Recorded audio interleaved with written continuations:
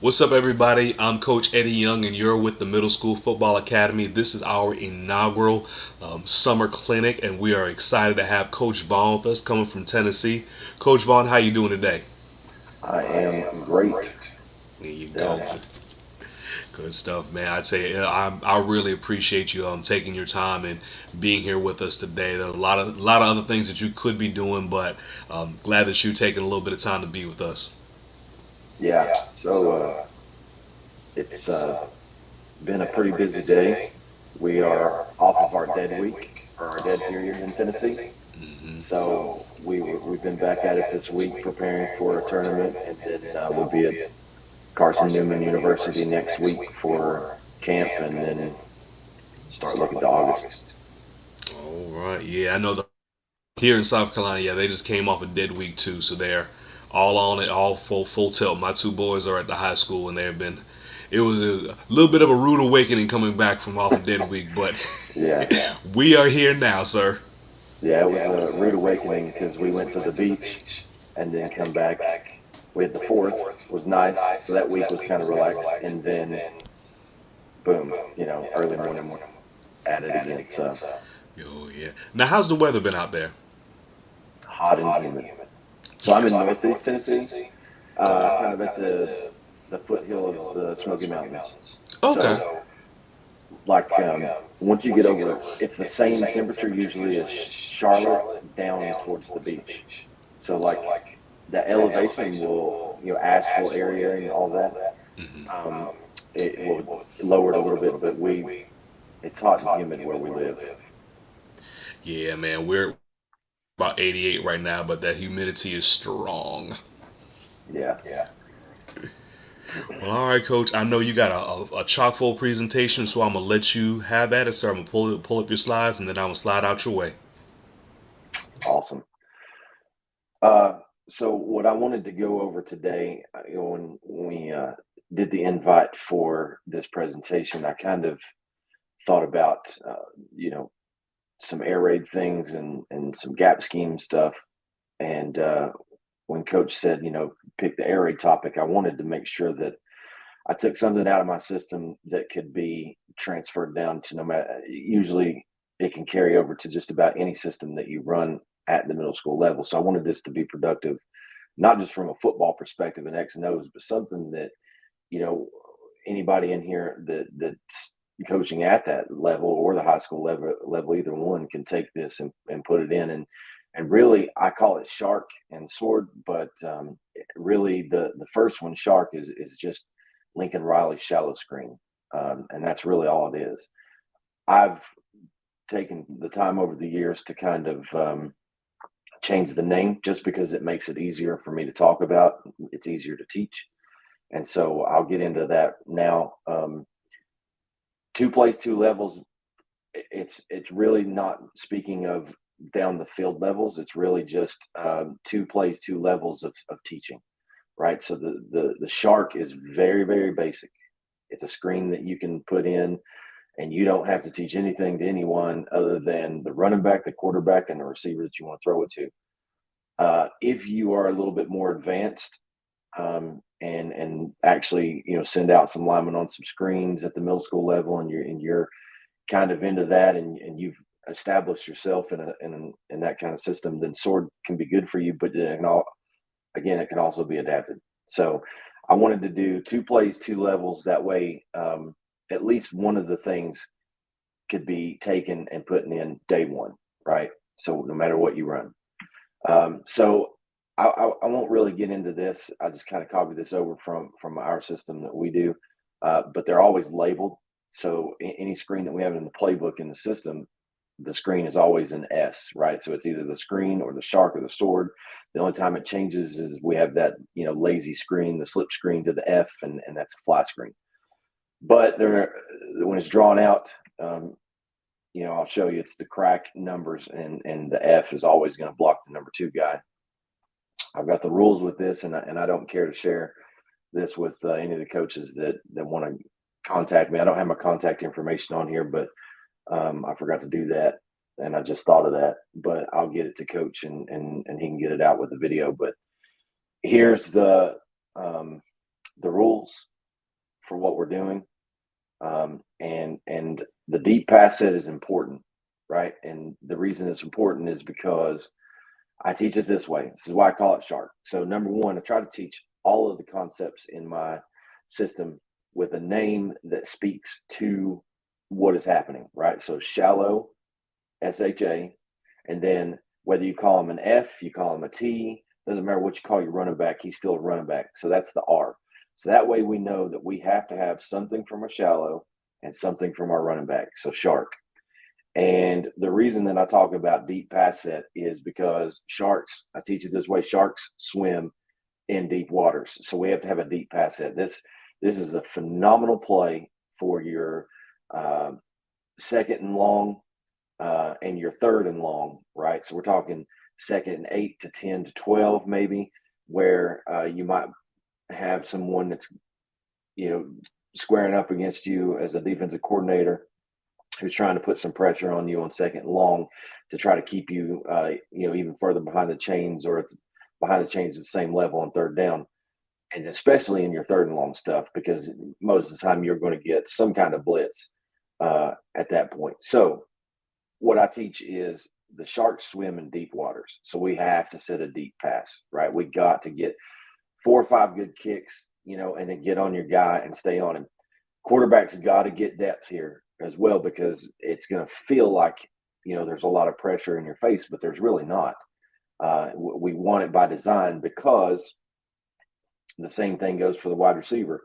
Sharks swim under the water. So I always teach them, you have to stay under the line of scrimmage, because we teach it this way. All right. So in this one, if we were in this set, this would be H shark for us, right? So my X and my Z are to the left, my H and my Y are to the right. The H is inside, and he's running that shark screen. So he's the shark. He's got to swim under the water. The reason that he has to stay behind the line of scrimmage is because I immediately crack the first linebacker inside the box, and my F, the running back, the SHAR part of shark, he's getting outside shoulder of the number 2 defender. So whoever they have, if they're going to try to play you with a 4-2 box from a 4-4 or a 3-4 box, however it is, first guy inside the corner is what we call a number 2 defender, and he's got to get on that outside shoulder, right? So it could be an outside linebacker that's in a 3-4 defense where they got maybe a little bit of a 3-2 box on a long distance down here. We're just trying to crack the first linebacker inside and get the F on the outside of the number 2. So we always want to make sure that we're getting deep, right? And the way that I teach that, I try to keep it very simple. So going with that, it's flipped, same thing. And again, here's another thing. I don't know sometimes, because I know this is middle school football academy, and I know that throwing the ball is a little bit questionable at times, because you don't know if you have the runner that you're going to put at quarterback. You don't know if you have the speedy receiver that you're going to put at quarterback who might be able to throw, a now screen to the side, or a spot screen or smoke screen, or whatever tomato you want to call it, semantics. But it's always a question of what can we do. And this is one of those plays that sets you up to be able to drop back, make it feel like you're going to actually throw that ball. Now, with that being said, you can't run shark as a full-time play, because, once you start dropping back, if you're not actually throwing the ball, 5 or 10 yards downfield at some point, football is football. Defensive coordinators are just as smart as we are, right? So they're going to say, that's what they're doing. So I teach it as, deep waters, you got to swim under the water. You have your crack and you have your F. And then the way that I label it in the playbook for the N is just means numbers. So if there's, I got another slide with it in a different formation, but number 1 has number 1, right? So we always label L1, L2 from the left side, R1, R2 from the right side. And that way our kids don't have to learn who is a cornerback, who's a nickelback, who's a Jack Beck or a Mike, a Will or a Sam, or all these things. We have numbers that they just know. And then based on the on-off that we teach is how they know who they're going to be blocking. So the same thing for here. If we had a number one lined up over that outside receiver, and I can go ahead and hit the laser here. So if we have a number one defender over this guy, then he's just blocking one for one. That's just numbers. That's how I teach it.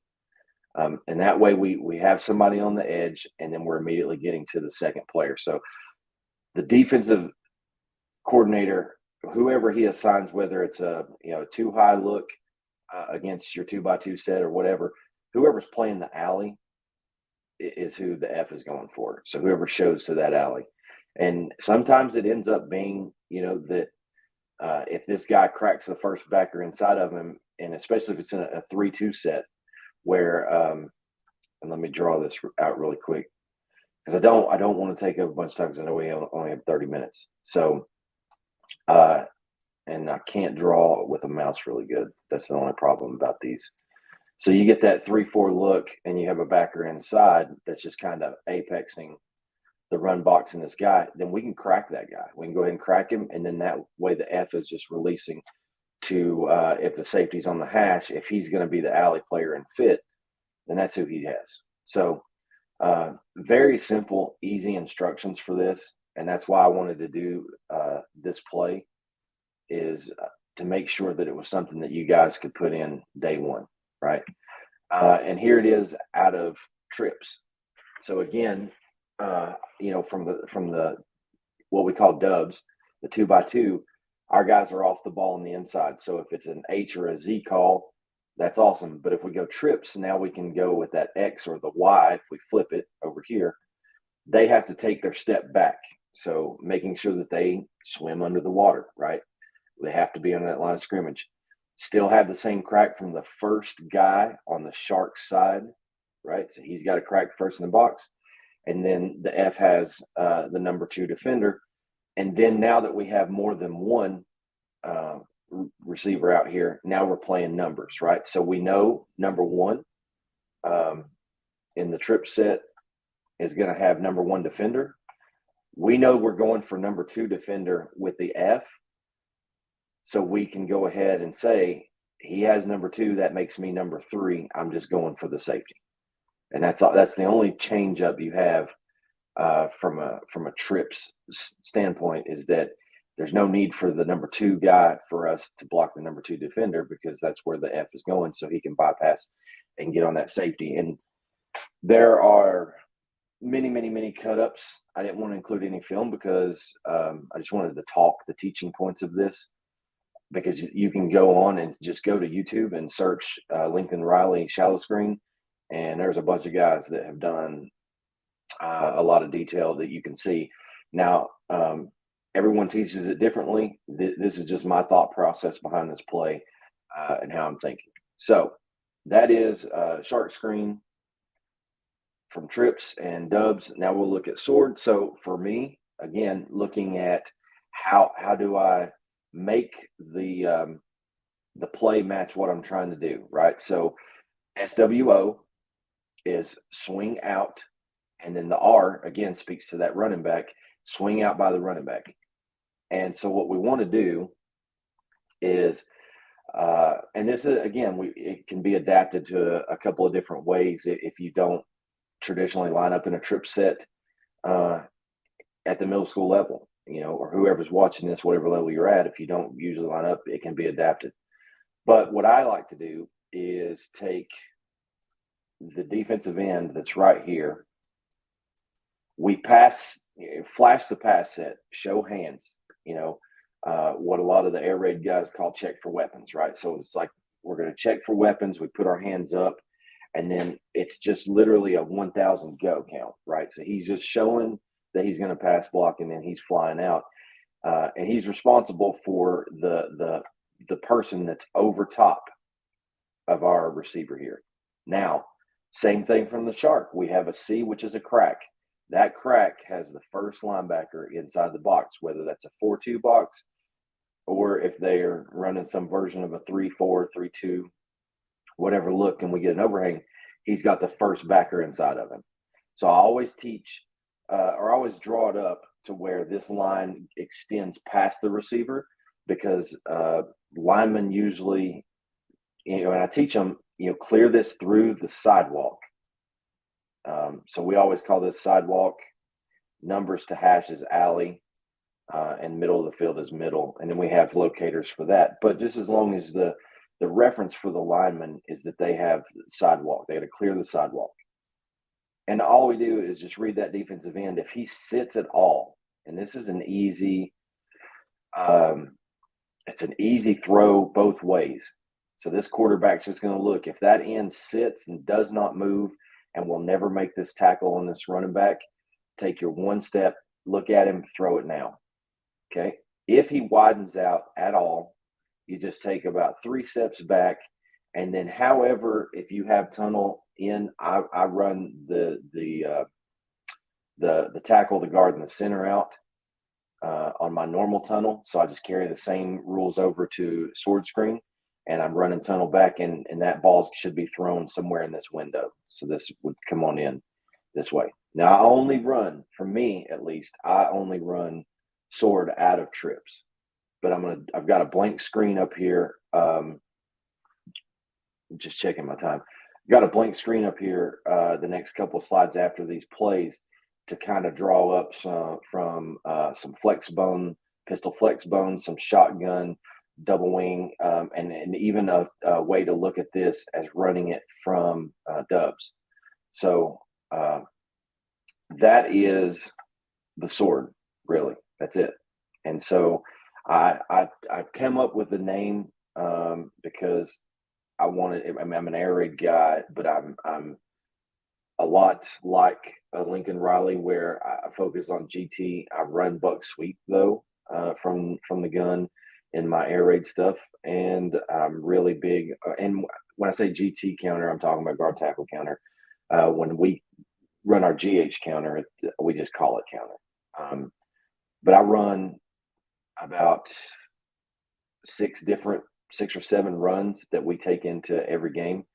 But my screen game, the one thing that I like about the head coach I'm with now is that he gives the time to work the screen game. I always request that the screen game is focused on as much as the run game, because that way this kid never has to carry us all season, and this kid doesn't have to carry us downfield trying to throw, shallow cross and post routes and post corners and wheels and all these things. We don't have to throw the ball downfield to make a living, right? So we can really focus on the screen game.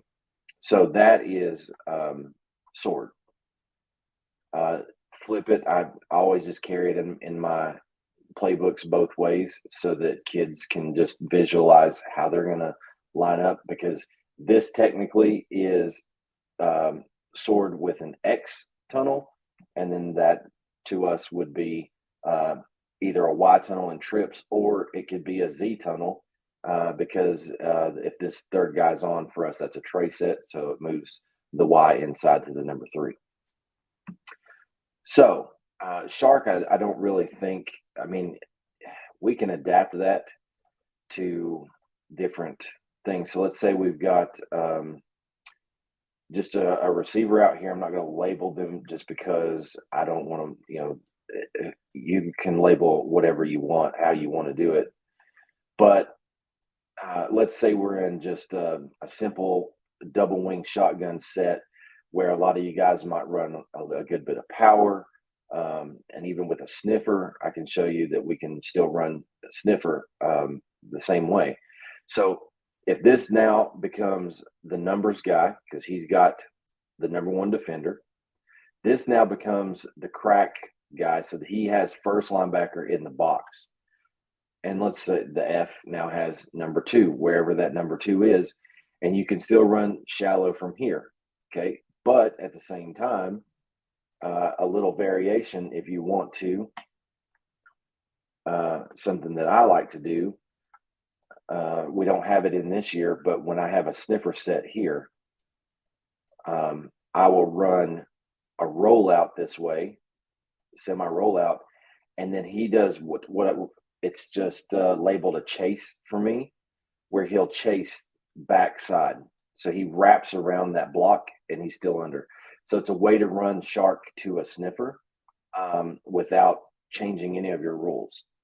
So I wanted to draw that up, and then I wanted to go on to the sword screen with a similar set. And I apologize for the drawings because this is with the mouse and it's just not, it's not friendly. So end of slide. Okay, that's awesome. So let's go back here.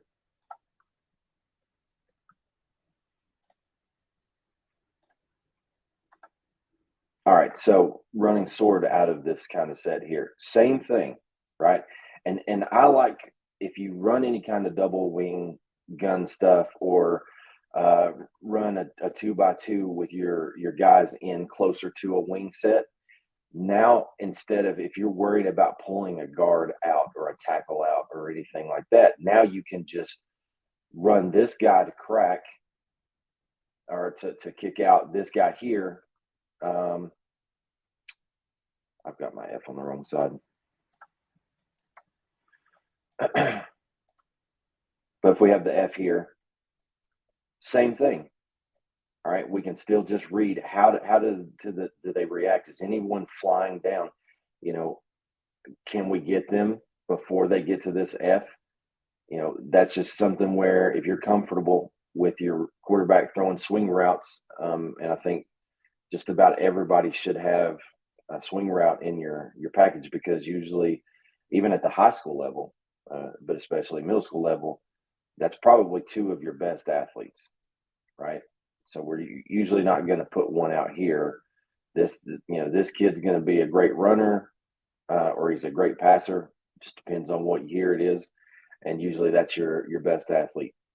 So putting him in space on the swing, same thing. If you only want to release maybe one of these linemen, then you can just, run that kick out, put him in space, and you just run that traditional air raid 3 steps up, retrace, and now you're kind of jogging down the line, and the quarterback just does the same thing. Can I throw the swing? Throw it. If not, reset and hit that with a little touch pass. And I always teach them, when you're throwing those touch passes, you just want to, like you're throwing darts, right? It's like a basketball shot. We don't want to drop and drift and then just, hum one in. But it's like a basket, like a fadeaway basketball shot is how I get them to understand the touch that's needed. So I know that I'm coming up on my 30 minutes, and I wanted to just make sure that I covered the rules one more time for these two plays. Shark, I think, is something that everyone can put in because it's a screen that we don't have to pull linemen. We don't have to do any extra teaching for them.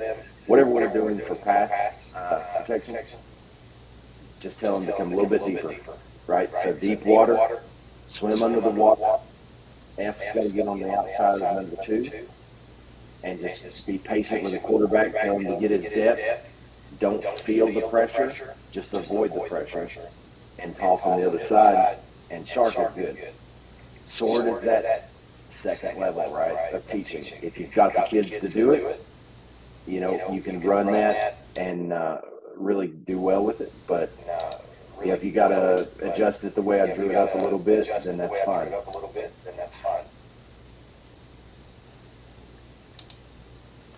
Coach, I gotta tell you, if you want to keep going, you got plenty of time. Okay. Well, that was the two plays. We talked about it in the chat that I was going to prove a point to my wife. I wouldn't ramble on for 45 minutes. She laid down the challenge, boy. And that's what we as coaches do. We're gonna accept it. We're gonna accept it, make it, and win the challenge. Yeah. You can. So if anyone wants any of the stuff, and I can put it. Let me put it in my headline here.